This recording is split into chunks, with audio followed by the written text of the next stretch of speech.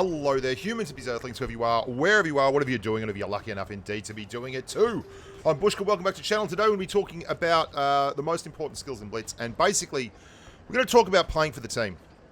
One of the things I'll do if I ever want to just get some wins at tier 10 is I'll roll out an IS4 or an IS7, and I will quite simply play for the team. Now, to do this, and the general concept of this is you need a super heavy, but you can do this at any tier. Any tier you've got a tank that can bounce a little bit and is mobile enough to get around and hold a line.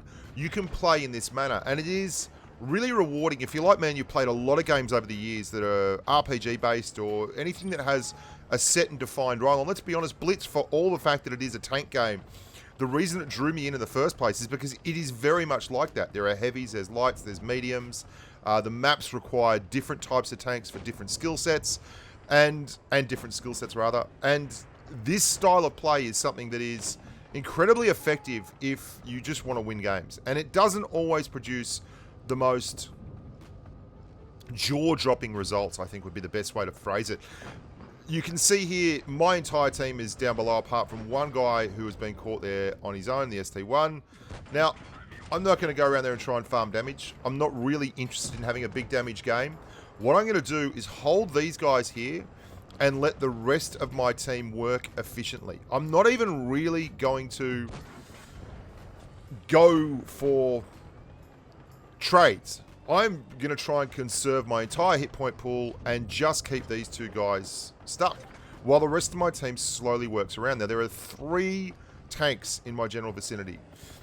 We have 2 tanks down on our team already. They've only lost 1. And in essence, we are in quite a rough spot.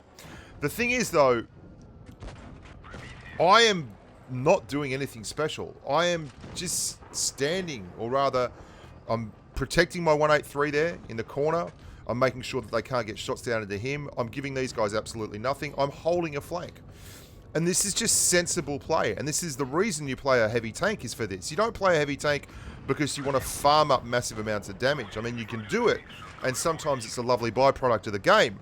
But for the most part, I play a heavy tank to hold the line. I play a heavy tank to keep my team safe.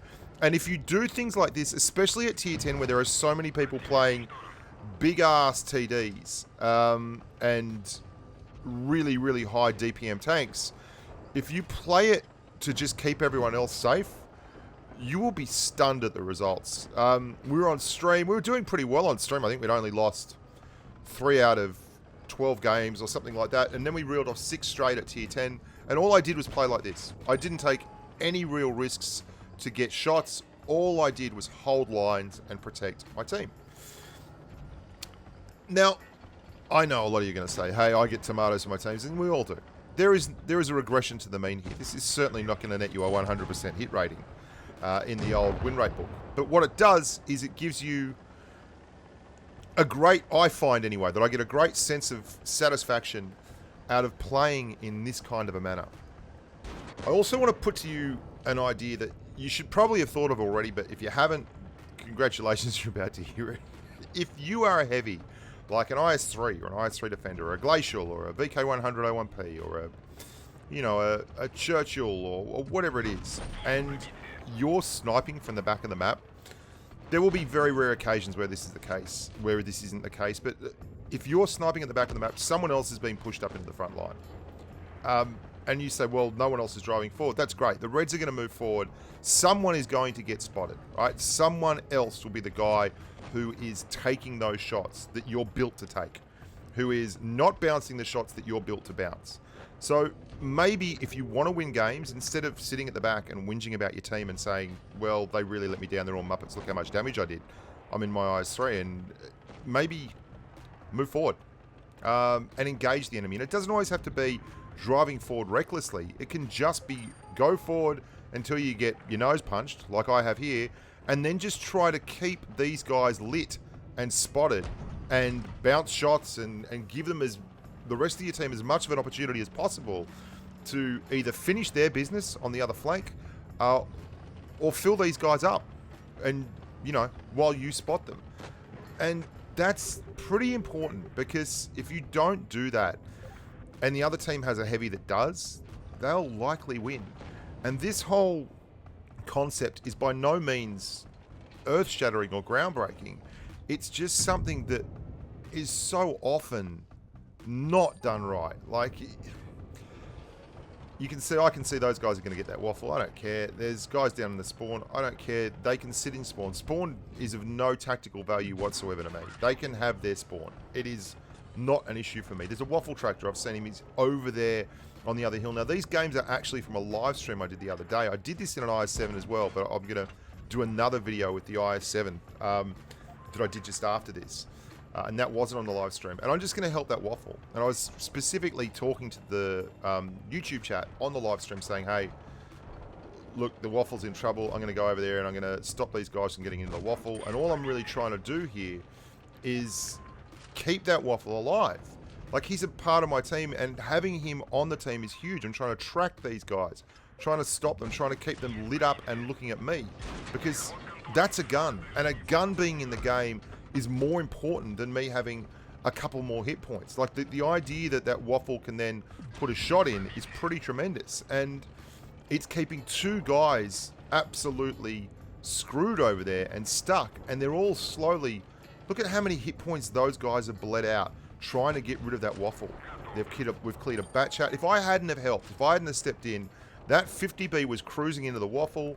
The batch out was going to get nail him as well. They were going to come screaming along here. And we've dragged this back from what was a very tough situation to one where, oh, hello, the waffle is still alive. They're all screwed. And, yeah, the waffle finally goes down, but we get the IS-4 as well. And now it's just one tank left. That's playing for your team. We end up doing a decent amount of damage in this game, but for the most part, that wasn't what it was about. I drove the forward line. I pushed. They had 3 TDs in spawn. I just took a hit, kept them spotted. That's why you're a heavy tank. You got a lot of hit points to use them. I mean, sometimes the only way you find out if someone is there is from them firing at you. Like, that's just the way it is.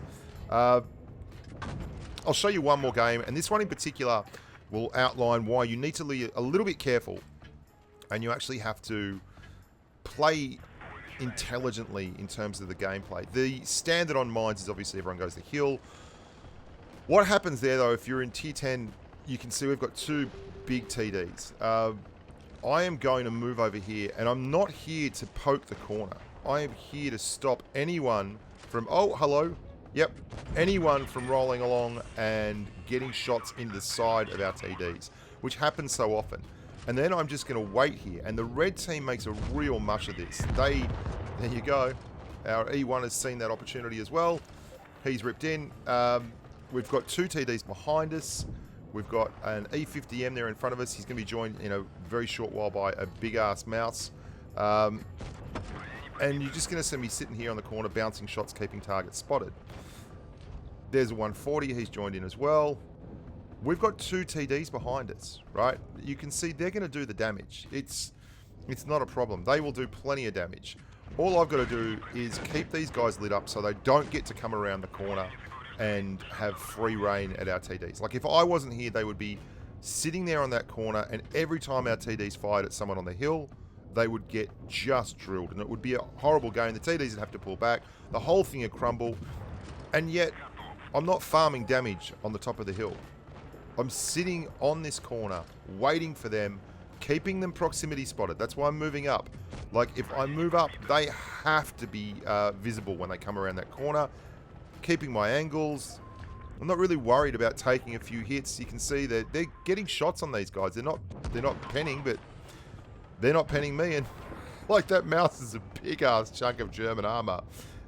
And, you know, I'm happy to take that. You'll see in a second. Things really start to get rebalanced as these guys finally get smashed by the TDs.